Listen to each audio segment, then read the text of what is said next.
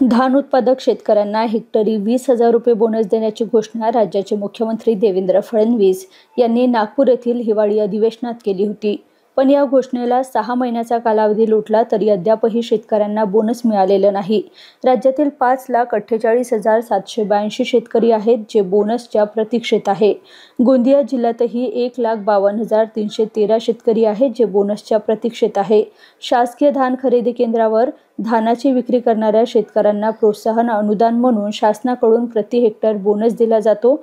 यावर्षी राज्य सरकारने धानाला प्रति हेक्टर 20,000 रुपये बोनसची घोषणा केली। यासाठी 2 हेक्टर पर्यंतची मर्यादा निश्चित केली। मात्र ही घोषणा करून आता 6 महिन्याचा कालावधी लोटला, मात्र अद्यापही शेतकऱ्यांच्या खात्यात बोनसची रक्कम आलेली नाही। त्यामुळे शेतकऱ्यांची आर्थिक कोंडी झाली असून शासनाने लवकरात लवकर बोनसची रक्कम शेतकऱ्यांच्या खात्यात जमा करावी अशी मागणी गोंदिया जिल्ह्यातील धान उत्पादक शेतकऱ्यांनी केली आहे। महाराष्ट्र शासन सत्तेत येऊन अनेक महिने झालेले आहेत आणि बोनसची आणि शेतकऱ्याला कर्जमुक्त करण्याची घोषणा केलेली आहे।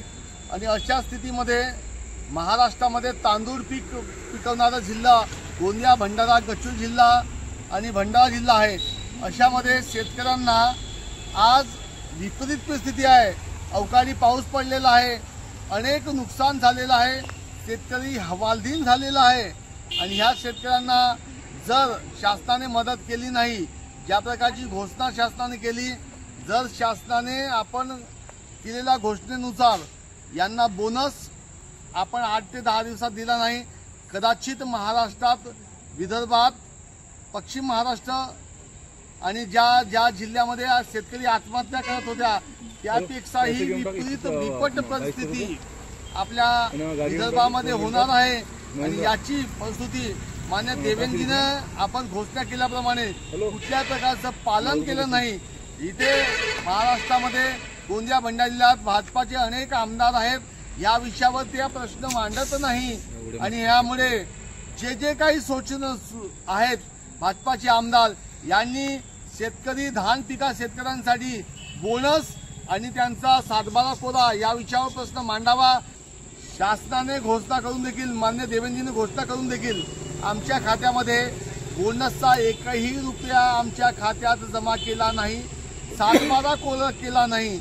आणि त्यामुळे आमच्या गोंदिया, भंडारा, गच्चू जिल्ह्यातील शेतकऱ्यांना आत्महत्या करण्यासाठी किंवा आत्महत्येसाठी आपल्याकडून परवानगी घ्यावी अशा अनेक लोकांच्या माध्यमातून चर्चा होत आहेत।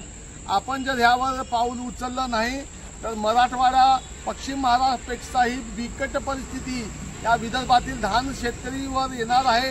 यामध्ये आम्हाला बिया घेण्यासाठीही पैसा नाही, शेतकऱ्याला लोन देत नाही, आमच्या शेतामध्ये धान पिकले नाही, धानाला भाव नाही।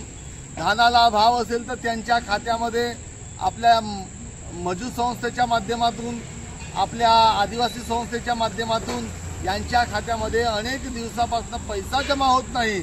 एकीकडे धानाला भाव नाही आणि खताचा भाव आसमानाला छुटे आहेत, डबल रेट झालेला आहे, पण याच्याकडे शासन लक्ष घालत नाही।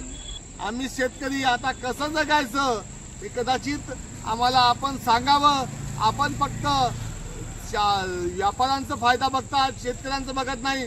जो आपल्याला अन्न देतो, जो आपण तांदूळ भात खातो, त्यातला तुम्ही मोबदला देण्याची मानसिकता ठेवत नाही। आम्ही शेतकऱ्यांनी आता मरण्याशिवाय पर्याय नाही।